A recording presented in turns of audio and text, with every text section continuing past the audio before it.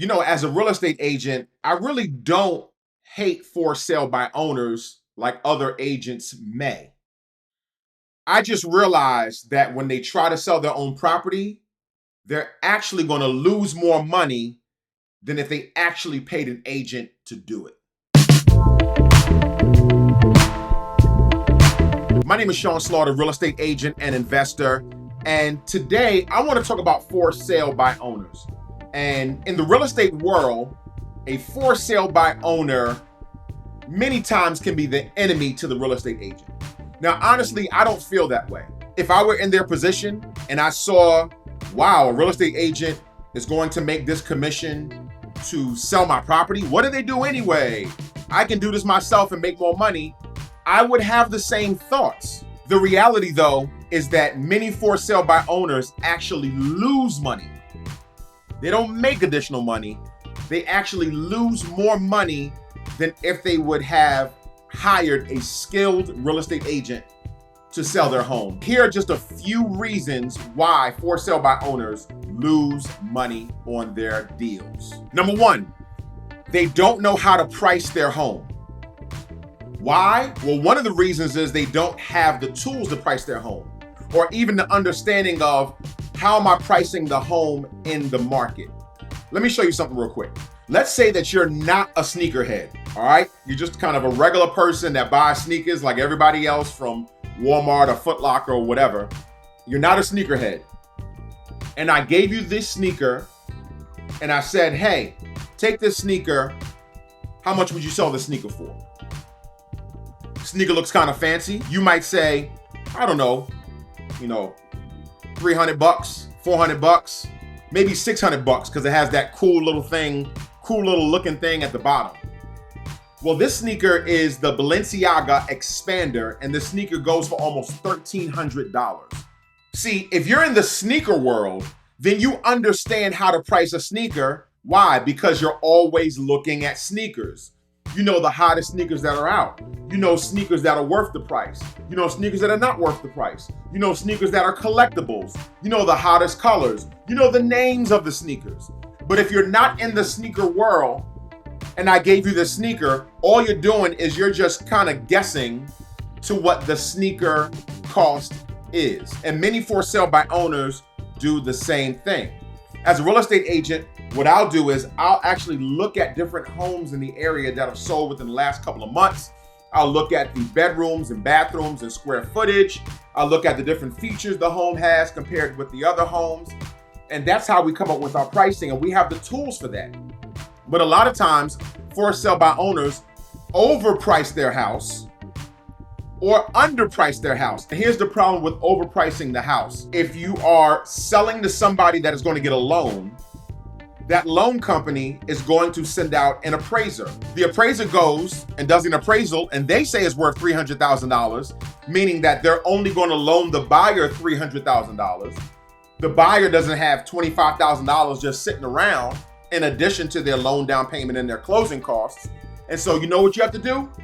The seller will be forced to lower the price to $300,000. As a matter of fact, when I'm working with buyers and I know the house is overpriced, this is a tactic that I use, and I actually tell my buyers, hey, we're most likely going to get this house for cheaper because based on my comps, this house is not worth what they're pricing it. Number two, most homeowners are not marketers. First of all, they take horrible pictures. Pictures are one of the most underrated ways to sell your house. You first have to have somebody come to your house or decide to come to your house. And the reason that they decide to come to your house is because of the quality of the pictures. Quality pictures can draw 100 people to a crappy house, and bad pictures can draw very, very few people to an actually good-looking house. Their marketing reach is limited. Think about this. You're a recording artist. You record a song. How are you going to let the world hear it? Well, you can kind of email your friends, you can put it on Facebook, and you can try those things. Or you can put your music on Spotify or any of these other streaming services that already has millions of people coming to that app to look for music. In the same way, when a for sale by owner takes their pictures, which may not be good quality, and just puts it on Facebook or Instagram, you're just limiting yourself to 1 or 2 or 3 places. When a real estate agent actually puts your listing in an MLS, it shoots it out to the majority of major real estate sites that promote real estate listings. Immediately. There are times where I'll take pictures and I'll tell my sellers, are you guys ready? Are you guys ready? Because as soon as I post this, the phone calls will come.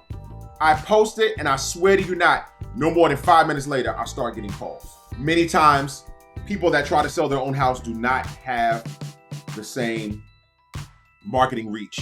Also, the limited access to viewing their home. If you want your house to sit on the market for a very, very long time, be very picky and finicky about the access you give to your home. I tell my sellers, look, we have to be very flexible. It's going to be inconvenient. I know you might be working from home. You might have kids. You might have to go sit in the car and drive around the corner from the block. But we have to give these real estate agents access to your house, because the more access they have to your house, the more people that we can get in seeing your house. And it's really a numbers game. The more numbers, because really, here's the deal. When you're selling a house, you just need one. You just need one. I need one person to fall in love with your house. And so I'm trying to increase the amount of people that come to your house so we can get that one. Unfortunately, for sale by owners have limited times. And then when people are showing up to the house, they're there. And do you know how uncomfortable it can be for a potential buyer to walk through the house and you're there? It's very, very uncomfortable. Buyers want to feel free to look at the house and make comments and go where they want to go in the house and really try the house on. Put the house on in the dressing room per se. They want to try it on, but they kind of feel a little. They don't feel as free when the seller is kind of there. They can't really try the house on.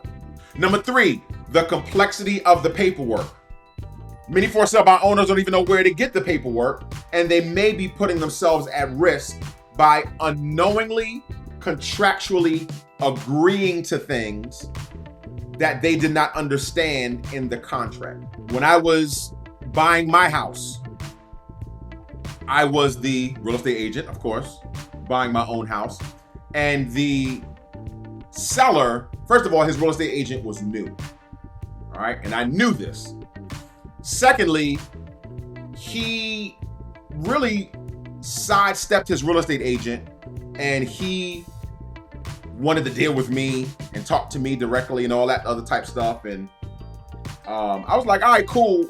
Every conversation that we have, I'm going to relate to your agent because your agent needs to know and your agent really needs to be the one that's speaking for you. But all right, fine. He was a handyman, a pretty good handyman. So he wanted to fix some of the repairs in the house that we purchased. So I said, cool. Here's one thing that he did not know. He thought he was saving money. Contractually, did you know that if you decide to fix your own repairs in the house, based on the contract, the purchase agreement that we have here in Virginia, you are responsible for those repairs up to 5 years after the sale of the house. That means if you decide to install something and fix something that breaks, I'm calling you because you made yourself responsible. Instead of dealing with your agent and having your agent walk down the contract and say, hey, look, you may not want to do that because in a purchase agreement it says this. You don't know real estate. So you just, I'll fix it up and save some money. And 3 years down the road, you done moved on and I'm calling you saying, hey, per the contract, you're responsible for fixing this HVAC. That's just one little complexity in the paperwork that if you're not doing this on an everyday basis, you can miss and get yourself in real big trouble. Number 4, you make yourself a target when you try to sell your home by yourself. To who? Lowball offers from buyers and investors. See, here's the thing about investors. I have many investor friends who are not real estate agents, but they've done the practice of selling and buying real estate so much, they have a lot of knowledge. They're really, really sharp. And honestly, there are many investors that have this real estate knowledge and still will hire a real estate agent. But you make yourself a target. Investor comes in and says, I've done 10 deals this last 6 months. This person is selling their house, and the last time they've sold a house was 10 years ago. And so they know how to do the comps. They have some access to either real estate agents or real estate tools where they can figure out what the house is really worth. They understand the ARV, they understand the equity, they understand all these different things. And so what they're going to do is they're going to come and try to finesse you and make you feel like you know what you're doing. And what they're really doing is they're getting the house cheaper than if you would have sold it with a real estate agent. Or they're going to allow you to sell that house for that super high price. They understand that appraisal is not going to come back at that number. I've told buyers that appraisal is not going to come back at what they've sold it. And it hasn't. I've been wrong a few times, especially in like really hot markets. You just never know. But most of the time, that appraisal does not come back at that number. It comes back less, and sometimes way less. Lastly, and I kind of alluded it to number 4. Number 5, you don't do this for a living. It's amazing when you watch basketball on TV. It's just a game. It's just like a silly little game. And you hear somebody like LeBron James talk about basketball. It sounds like rocket science. And it's just dribbling and putting a ball into the hoop.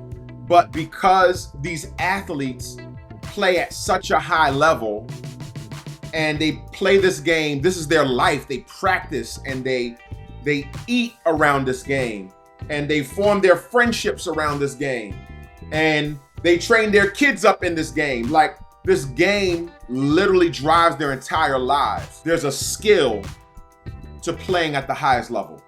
And in the same way with real estate, the reality is that many for sale by owners don't do this for a living. And so they miss the skill that it takes to actually play this game. And I love this. I love it when I'm working with sellers, I'm working with buyers, because I can tell them things, or I can predict things. I can predict times, not like I'm some kind of prophet, but because I've done it, and I've done it successfully and done so many transactions, you can kind of see the trends. There's a skill in it, right?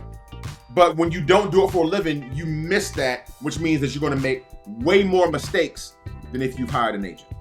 Like I said, I'm not mad at for sale by owners. I'm an entrepreneur, and many for sale by owners are just trying to be entrepreneurial. And I really appreciate that go get 'em spirit. I appreciate that do it yourself spirit. I really, really do. I just don't want you to lose money because you've underestimated what it actually takes to sell a house. Be sure to like, subscribe, karate chop that bell. I always appreciate you motivators. This is the House of Motivation, the place where inspiration lives. Peace.